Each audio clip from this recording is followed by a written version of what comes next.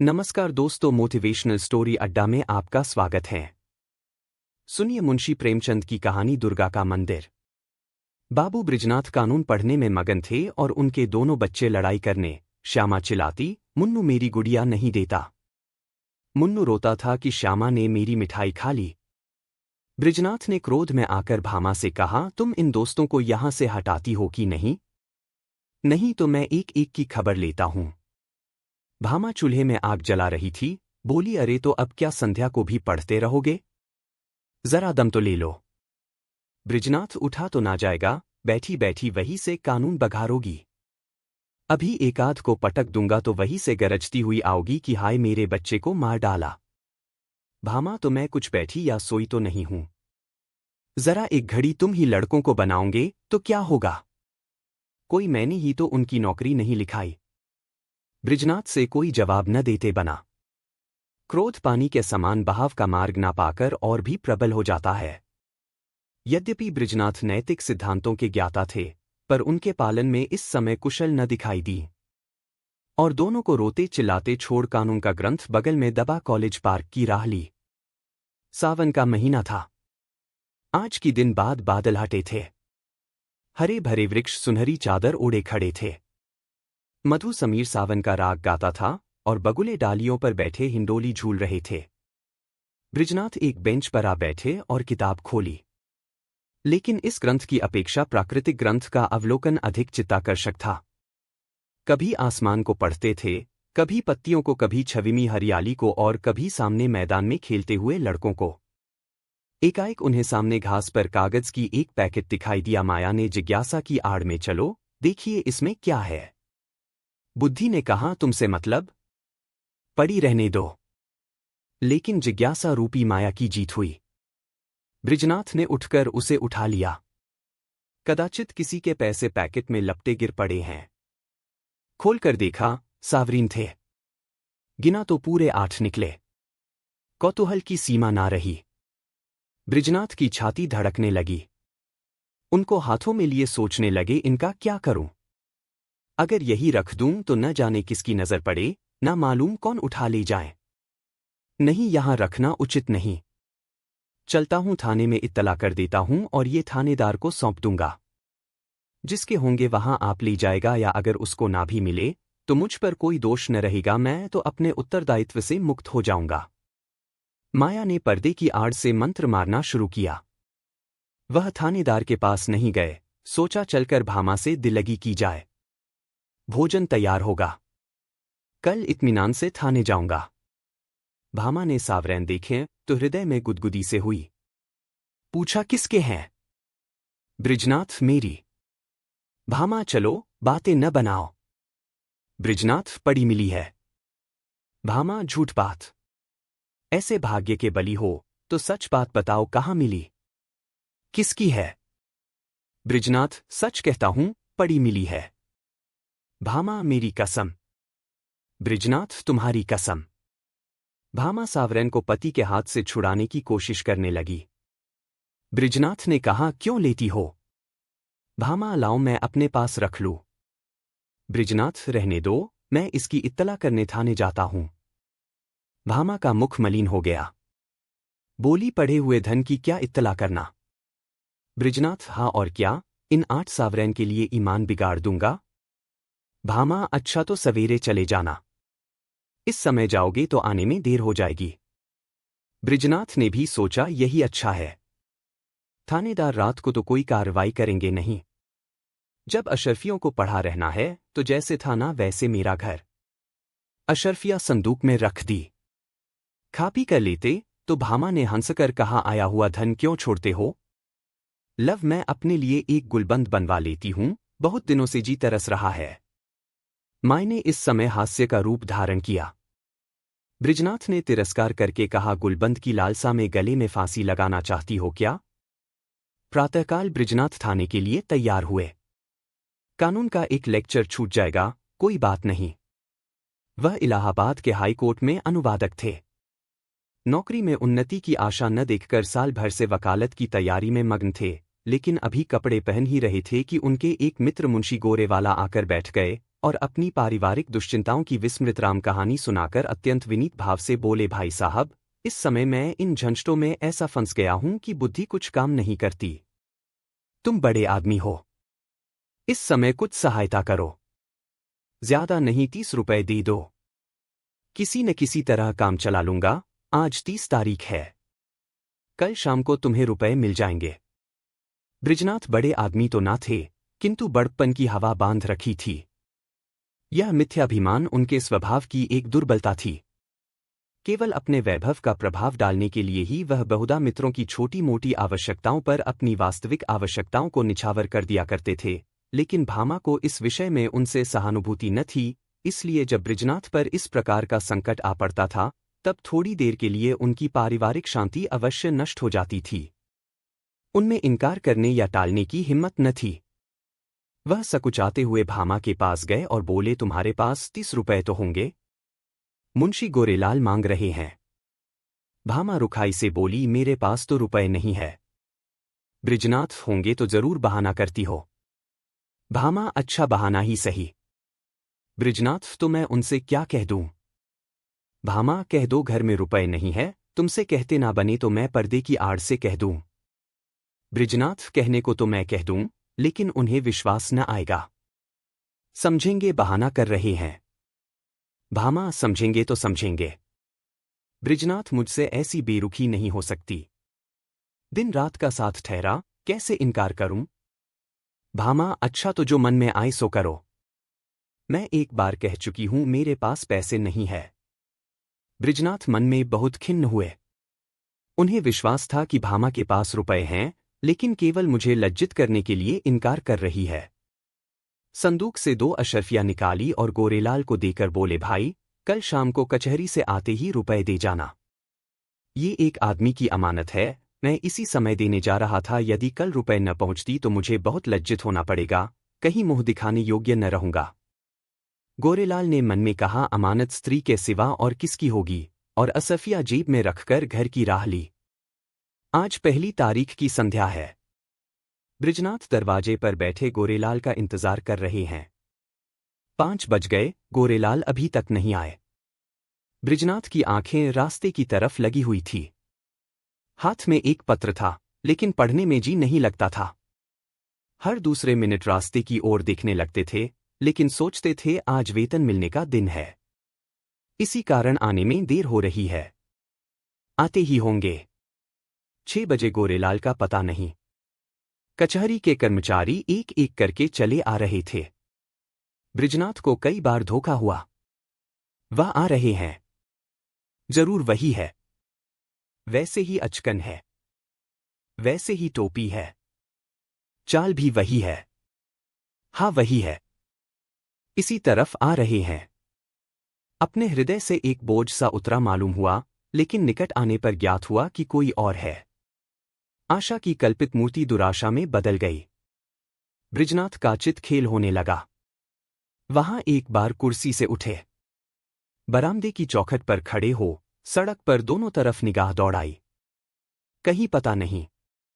2-3 बार दूर से आते हुए लोगों को देखकर गोरेलाल का भ्रम हुआ। आकांक्षा की प्रबलता। 7 बजे, चिराग जल गए। सड़क पर अंधेरा छाने लगा। बृजनाथ सड़क पर उद्विग्न भाव से टहलने लगे। इरादा हुआ गोरेलाल के घर चलूं, उधर कदम बढ़ाए, लेकिन हृदय कांप रहा था कि कहीं वह रास्ते में आते हुए न मिल जाए, तो समझे कि थोड़े से रुपयों के लिए इतने व्याकुल हो गए। थोड़ी ही दूर गए कि किसी वो आते देखा। भ्रम हुआ, गोरेलाल है, मुड़े और सीधे बरामदे में आकर दम लिया, लेकिन फिर वही धोखा, फिर वही भांति। तब सोचने लगे कि इतनी देर क्यों हो रही है? क्या अभी तक वह कचहरी से ना आए होंगे? ऐसा कदापि नहीं हो सकता। उनके दफ्तर वाले मुद्दत हुई निकल गए। बस 2 बातें हो सकती है, या तो उन्होंने कल आने का निश्चय कर लिया, समझे होंगे रात को कौन जाए, यह जानबूझकर बैठे होंगे, देना चाहते होंगे। उस समय उनको गरज थी, इस समय मुझे गरज है। मैं ही किसी को क्यों न भेज दूं? लेकिन किसे भेजूं? मन्नू जा सकता है, सड़क ही पर मकान है। यह सोचकर कमरे में गए, लैंप जलाया और पत्र लिखने बैठे, मगर आंखें द्वार ही की ओर लगी हुई थी। अकस्मात किसी के पैरों की आहट सुनाई दी। तुरंत पत्र को एक किताब के नीचे दबा लिया और बरामदे में चले आए। देखा, पड़ोस का एक पड़ोसी तार पढ़वाने आया है। उससे बोले, भाई इस समय फुर्सत नहीं है, थोड़ी देर में आना। उसने कहा, बाबूजी घर भर के आदमी घबराए हैं, जरा एक निगाह देख लीजिए। निदान बृजनाथ ने झुंझलाकर उसके हाथ से तार ले लिया और सरसरी नजर से देखकर बोले, कलकत्ता से आया है, माल नहीं पहुंचा। पड़ोसी ने डरते डरते कहा, बाबूजी इतना और देख लीजिए किसने भेजा है। इस पर बृजनाथ ने तार फेंक दिया और बोले, मुझे इस वक्त फुर्सत नहीं है। 8 बज गए। बृजनाथ को निराशा होने लगी। मुन्नू इतनी रात बीते नहीं जा सकता, आज ही जाना चाहिए, बला से बुरा मानेंगे। इसकी कहाँ तक चिंता करूं, स्पष्ट कह दूंगा, मेरे रुपए दे दो। भलमानसी भले मानसों से निभाई जा सकती है, ऐसे दुष्टों के साथ भलमानसी का व्यवहार करना मूर्खता है। अचकन पहनी, घर में जाकर भामा से कहा, जरा एक काम से बाहर जाता हूं, किवाड़े बंद कर लो। चलने को तो चले, लेकिन बार बार रुकते जाते थे। गोरेलाल का घर दूर से दिखाई दिया, लैंप जल रहा था। झटक गए और सोचने लगे, चलकर क्या कहूंगा। कहीं उन्होंने जाते जाते रुपए निकाल कर दे दिए और देर के लिए क्षमा मांगी तो मुझे बड़ी शर्म होगी, वह मुझे धैर्यहीन समझेंगे। नहीं, रुपयों की बातचीत नहीं करूंगा, कहूंगा, भाई घर में बड़ी देर से पेट दर्द कर रहा है, तुम्हारे पास पुराना तेज सिरका तो है न, मगर नहीं, यह बहाना कुछ भद्दा सा प्रतीत होता है, साफ कलई खुल जाएगी। इस झंझट की जरूरत ही क्या है, वह मुझे देखकर आप समझ जाएंगे। इस विषय में बातचीत की तो नौबत ही न आएगी। बृजनाथ इसी उधेड़बुन में आगे बढ़ते चले जाते थे, जैसे नदी की लहरें चाहे किसी और चले, धारा अपना मार्ग नहीं छोड़ती। गोरेलाल का घर आ गया। द्वार बंद था। बृजनाथ को उन्हें पुकारने का साहस नहीं हुआ, समझे खाना खा रहे होंगे। दरवाजे के सामने से निकले और धीरे धीरे टहलते हुए 1 मील तक चले गए। 9 बजने की आवाज कान में आई। गोरेलाल भोजन कर चुके होंगे, यह सोचकर लौट पड़े, लेकिन द्वार पर पहुंचे तो अंधेरा था। वह आशा रूपी दीपक बूझ गया था। 1 मिनट तक दुविधा में खड़े रहे। क्या करूं? अभी ज्यादा देर नहीं हुई, इतनी जल्दी थोड़ी ही सो गए होंगे। दबे पांव बरामदे पर चढ़े। द्वार पर कान लगाकर सुना, चारों ओर ताक रहे थे कि कहीं कोई देख ना ले। कुछ बातचीत की भनक कान में पड़ी। ध्यान से सुना। स्त्री कह रही थी, रुपए तो सब उठ गए, बृजनाथ को कहां से दोगे? गोरेलाल ने उत्तर दिया, ऐसी कौन सी जल्दी है, दे देंगे। और दरख्वास्त दे दी है, कल मंजूरी हो जाएगी। 3 महीने के बाद लौटेंगे, तब देखा जाएगा।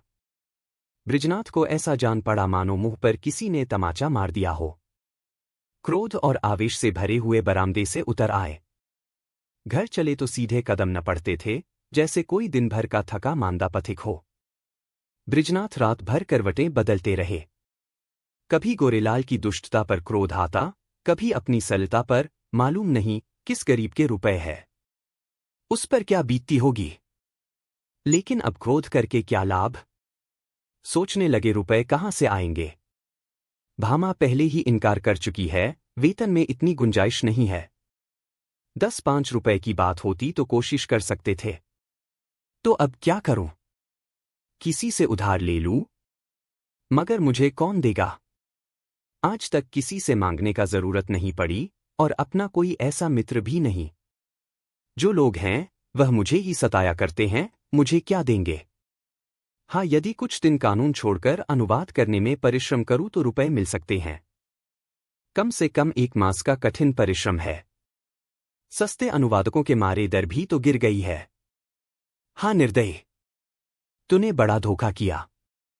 ना जाने किस जन्म का बैर चुकाया है, कहीं का ना रखा। दूसरे दिन बृजनाथ को रुपए की धुन सवार हुई। सवेरे कानून के लेक्चर में सम्मिलित होते, संध्या को कचहरी से फाइलों का पुलिंदा घर लाते और आधी रात बैठे अनुवाद किया करते। सर उठाने की मोहलत न मिलती, कभी 2 भी बज जाते। जब मस्तिष्क बिल्कुल शिथिल हो जाता तब विवश होकर चारपाई पर पड़े रहते। लेकिन इतने परिश्रम का अभ्यास न होने के कारण कभी कभी सिर में दर्द होने लगता, कभी पाचन क्रिया में विघ्न पड़ जाता, कभी बुखार चढ़ा था। उसके बाद भी वह मशीन की तरह काम में लगे रहते। भामा कभी कभी झुंझलाकर कहती, अजी लेट भी रहो, बड़े धर्मात्मा बने हो। तुम्हारे जैसे 5 से 10 आदमी और होते तो संसार का काम ही बंद हो जाता। बृजनाथ इस बाधाकारी व्यंग का उत्तर नहीं देते। दिन निकलते ही फिर वही चरखा ले बैठते। यहां तक कि 3 हफ्ते बीत गए और 50 रुपए हाथ आ गए। बृजनाथ सोचते थे कुछ दिन में बेड़ा पार हो जाएगा, लेकिन 21वें दिन उन्हें तेज बुखार चढ़ाया और 3 दिन तक न उतरा। छुट्टी लेनी पड़ी। भादों का महीना था। भामा ने समझा पित्त का प्रकोप है, लेकिन जब 1 हफ्ते तक डॉक्टर की औषधि सेवन करने पर भी बुखार न उतरा तब घबराई।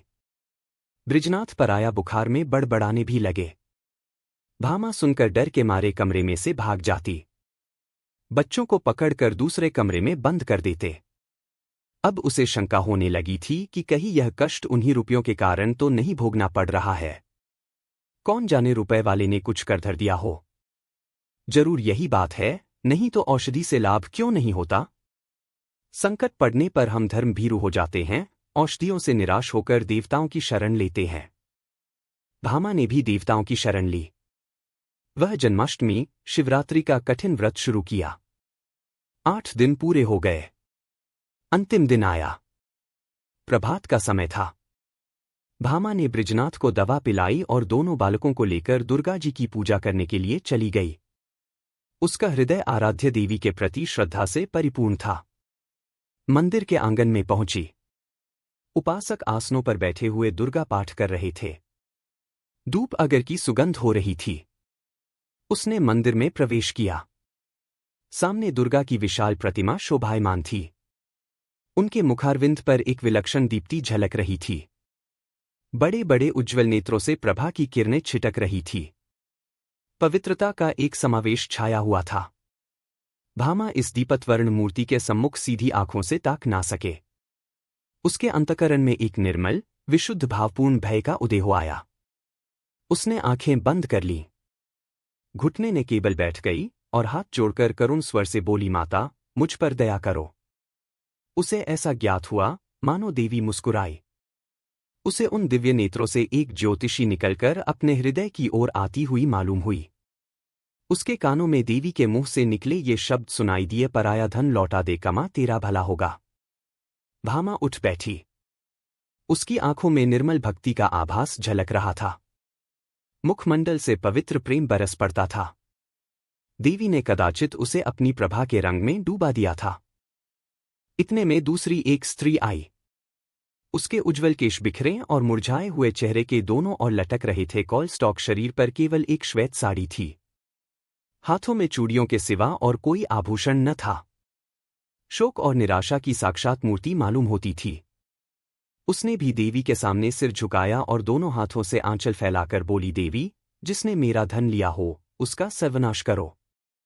जैसे सितार मिज़राब की चोट खाकर थर्रा उठता है, उसी प्रकार भामा का हृदय अनिष्ट के भय से थर्रा उठा। ये शब्द तीव्र रस के समान उसके कलेजे में चुप गए। उसने देवी की ओर कातर नेत्रों से देखा। उनका ज्योतिर्मय स्वरूप भयंकर था, नेत्रों से भीषण ज्वाला निकल रही थी। भामा के अंतःकरण में स्वतः आकाश से, मंदिर के सामने वाले वृक्षों से, मंदिर के स्तंभों से, सिंहासन के ऊपर जलते हुए दीपक से और देवी के विकराल मुंह से ये शब्द निकलकर गूंजने लगे, पराया धन लौटा दे, नहीं तो तेरा सर्वनाश हो जाएगा। भामा खड़ी हो गई और उस वृद्धा से बोली, क्यों माता, तुम्हारा धन किसने ले लिया है?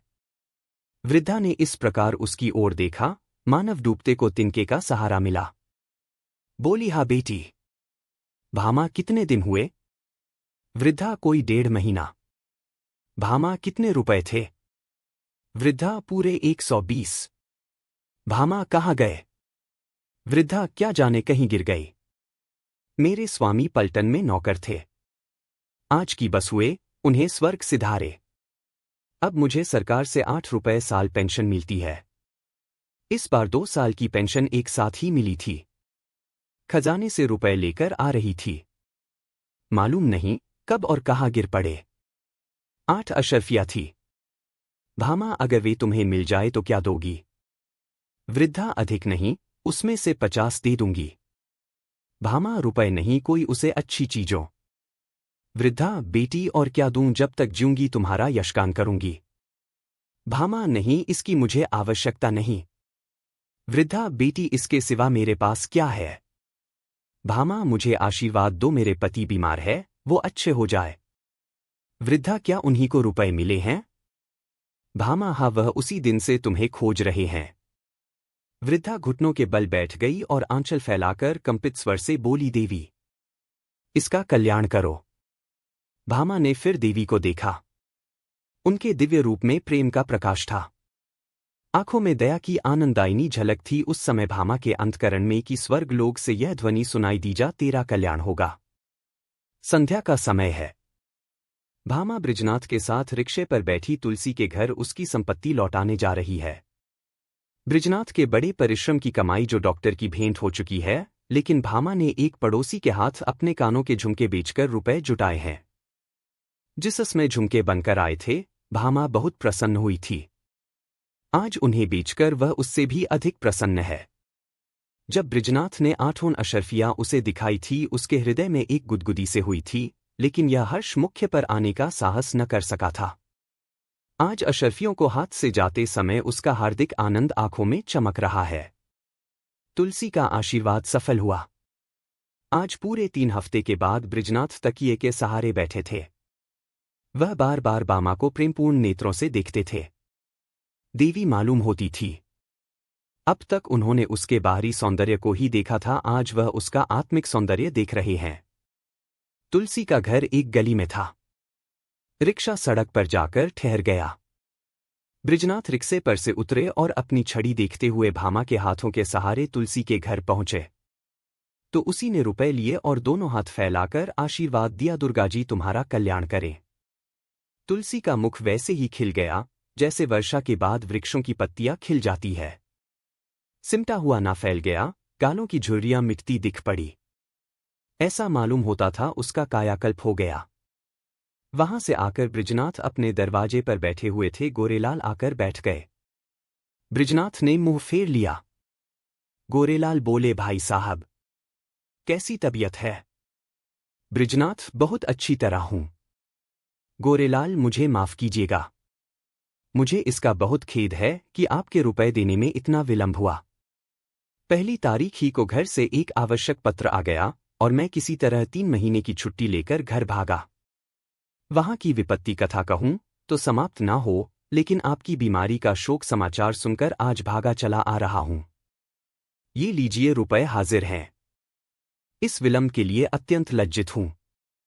बृजनाथ का क्रोध शांत हो गया। विनय में कितनी शक्ति है।